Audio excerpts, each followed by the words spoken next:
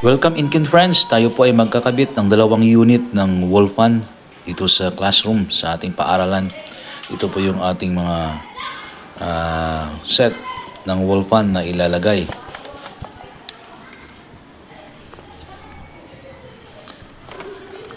Buksan po natin ito at ipakita ko sa inyo ang mga parts na dapat nating i-assemble. So ito yung housing or body ng ating wall fan. At ito naman sa kabila yung ating blades and grills na ikakabit natin, i-assemble natin. Ito po yung gagawin natin una, magkaroon po tayo ng markings na paglalagyan dito sa wall.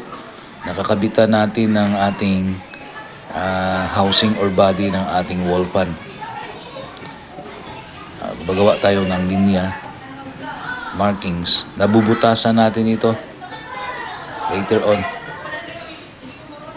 Yan. So tanda na yan na ito yung paglalagyan natin. Ngayon bubutasan natin yan gamit ng ating electric drill.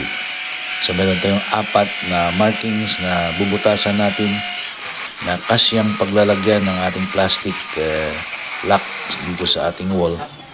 Ayos na? Ito yung ating set ng inaihang natin sa wall. Nalagay na natin yung plastic lock dito sa loob. Ngayon i-screw na natin ito. Mayroon tayong 4 na screws na dapat nating ilock. Dahil dito po ikakabit natin yung ating wall fan.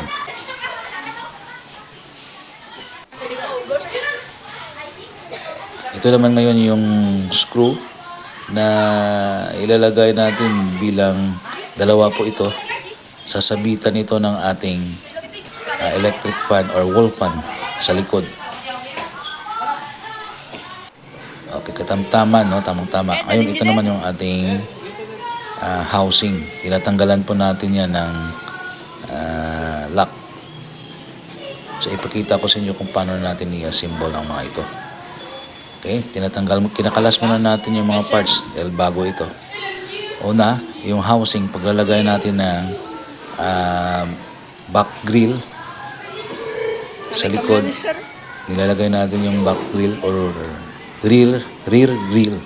Tapos meron tayong lock nut. Ito yung lock nut. Igpitan natin ng tama para hindi po ito matanggal. Then after that, na malagay natin, isunod natin ang blade. Ito naman yung blade or LC ng ating electric fan. So, mayroon tong guide. Tingnan lang natin yung guide bago natin ipasok yung blade. Okay, pag nasigurado natin, ilagay natin yung lock nut dito sa ating blade.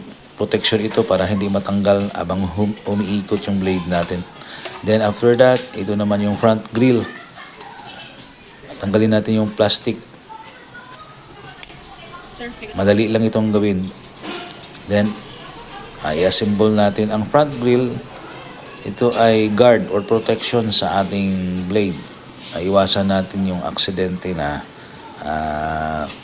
mahawakan siya or matamaan yung mga tao. So, very important yung ating front grill bilang protection. Next, tanggalin natin yung nakapulupot sa ating wire. After that, pwede na natin itong isabit sa ating wall. So, meron siyang dalawang butas sa likod. Isentro lang natin para masabit natin yan. Okay. Then, dahil medyo mataas siya, at wala tayong saksakan, gumawa tayo ng ating extra extension. So, mayroon tayong female socket na ginawa. Ayan. So, permanente na siyang isaksak sa electric fan and then ito sa ating saksakan sa ilalim. So, mayroon tayong enough na haba.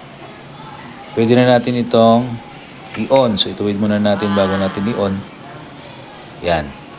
So, yun lang po ang proseso kung paano natin i-assemble at ikabit ang ating wall fan. So, dalawang unit ito. Pupunta tayo sa pangalawa after natin matesting ang unang unit. Okay, ito yung pangalawang installation natin. Ito yan. Ito natin ilalagay.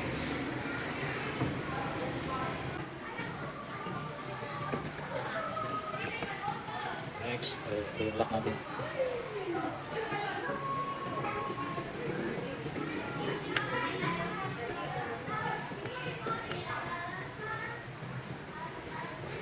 Tighten naman yung hoodie. 100. Okay, next. So meron itong guide. After that,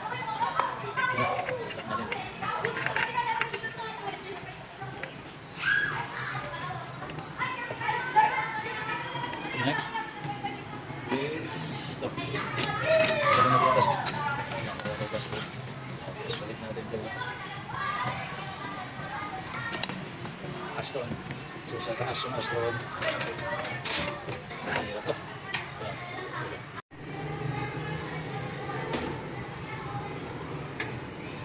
Yo! Tapos na. Next. So ilagay na natin ito sa back. Ito yung back.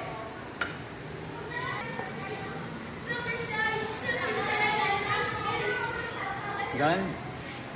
Ilagay natin yan. Ilagay natin. Ilagay dito. Sumaba tayo dito sa atin para hindi siya makaabot sa ating tusak. Tapos na. Bye! Okay, next. On natin. Yo! Gumana na siya.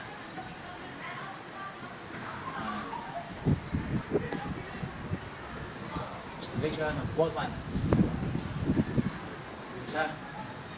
Gawa natin. Yan. Gawa natin.